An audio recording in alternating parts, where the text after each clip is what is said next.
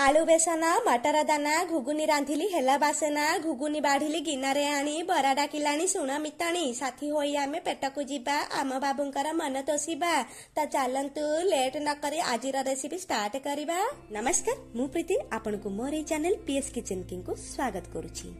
आजिर recipe ghugni बनेबा पाई मु एठे दुईटा आलूर चोपाकु छड़ेकी रखिछि एवं 200 ग्राम मटर को 6 घंटा पूर्व पानी रे बतुरई देइथिले आपण आपनक खाइबा अनुसार यार क्वांटिटी कम अधिक करि पारिबे। एठे मटर आलू को मु प्रेशर कुकर रे 5टा हुइसिल देइ सिझेइ नेबे। आपनक प्रेशर कुकर रे जेतिके हुइसिल मटर परफेक्ट भाबरे सिझी थाए सेतिके हुइसिल देइ सिझेइ नेबे। एथिरे आमे 1.5 ग्लास पानी आधा चमच लूण देइ गैस रो फ्लेम को ऑन करी हाई फ्लेम रे 5टा हुइसिल आसीबा पर्यंत बसई नबा। सबु हुइसिल आसी सारिबा परे फ्लेम को ऑफ कर देबा। नेक्स्ट करी बनेबा पाई कड़ाई को बसई नबा। सेथिरे 2 बड़ चमच सोरिष तेल को देई गरम हेबा को देबा। तेल भल भाबरे गरम हे गला परे सेथिरे आधा चमच र जीरा आउ आधा चमच र सोरिष को देई फुटेई दबा। सोरिष जीरा फुटी गला परे एबे आमे कण करबा ना काटी के रखी थिबा लंबा लंबा पतला पतला पियाज को देई मीडियम फ्लेम रे येलो ब्राउन कलर आसीबा जाए भाजी ना। पियाज रे एठे कलर आसी जाइछि एबे 8-10 कोला रसुण आधा इंच र अदा र छेचा को देई दबा। मने रखिबे जते बेले आमे घुगुनी बनेबा रसुण अदा को पेस्ट न करके छेची के ऐड कले अधिक स्वादिष्ट लागि थाए। त एठे 2टा कंचा लंका को चोन चोन करे काटी के एथिरे देई दबा। किछि सेकंड पाई भाजी नबा। भाजी हे गला परे चोन चोन करे काटी के रखी थिबा गोटे बड़ साइज र टमाटो को देई टमाटो नरम हेबा पर्यंत भाजी नबा।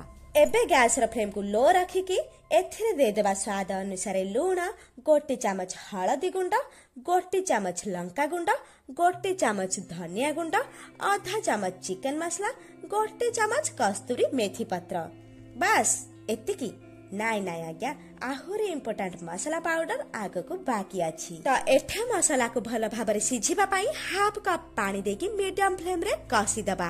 एबे मसला को गोटे साइड को करी देकी गोटे चमच बेसन देकी लो फ्लेम रे गोटे मिनिट पर्यंत भाजी नबा। बेसन टा देबा द्वारा कण हेई थाए ना झोलटा हल्का ग्रेवी होई थाए घोगुनी बे आमर अधिक स्वादिष्ट लागि थाए। बेसन भाजी हेई गला परे गोटे कप पानी ऐड करकी 8-10 सेकंड बेसन सह मसला को कसी की लो फ्लेम रे लीड देकी कवर कर दबा। आपण भी एमिति रेसिपी रो सब छोट छोट टिप्स को फॉलो करंतु स्वादिष्ट रेसिपी घरे आराम से बनांतु। एबे आमे देखिनबा मटर हमर सिझिछि ना नाही। देखंतु मटर आमे एमिति सिझेबा जेमिति मटर ता गोटा थिबा किंतु भीतर पूरा सिझि जाइथिबा।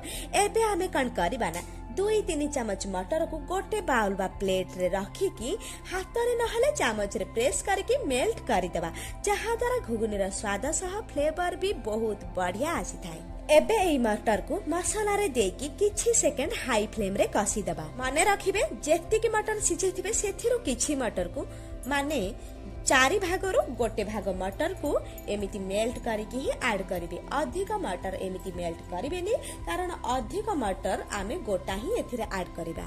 आउ एबे सिझेइथिबा आलू को चामच रे एमिति छोटो छोटो क्रश करके एथिरे देई देबा। आपण चाहिले आलू को छुरी बा चाकू सहायता रे छोटो छोटो काटी के भी नेई पारिबे। एबे आमे आउ जहा बाकी रही जाइथिबा मटर को देकी 5 मिनिट पई हाई फ्लेम रे कसी दबा। आशा करूछि रेसिपीटी रो सब टिप्स को आपण बुझी पारुथिबे। जदी किछि आपनक मन रे डाउट रहुछि प्लीज कमेंट रे जणांतु। चैनल ले नुआ थिले चैनल टी को सब्सक्राइब करंतु जहा द्वारा मु बनौथिबा रेसिपी वीडियो रो नोटिफिकेशन आपनक पाखरे प्रथमे पहुंचीबो। एबे हमें कण करबा ना जो पानी को प्रेशर कुकर रे देकी मटर आलू को सिझेई थिले सेही पानी को एथिरे देई दबा। एठे मीडियम फ्लेम रे 5 मिनिट कवर करके घुगुनी को फुटीबा को छाड़ी दबा। 5 मिनिट परे घुगुनी रो वेरी इंपोर्टेंट गोटे चमच भजा जीरा, सुखिला लंकार पाउडर, आधा चमच गरम मसला, लास्ट चुन चुन कटा हेइथिबा धनिया पत्र को देई गैस र फ्लेम को ऑफ कर दबा। तो दर्शक बंधु बहुत सुंदर भाबरे घुगुनी रो सब टिप्स बुझे की कहि देछि। वीडियोटी भल लागिले लाइक शेयर करबा को जमारो भूलिबेनी। आगो को आहुरी मध्य सुंदर सुंदर रेसिपी वीडियो को छोट बड़ टिप्स सहित आपनक पई नै आसीबी। नेक्स्ट वीडियो नै आसीबा पर्यंत रहिली। नमस्कार, जय जगन्नाथ।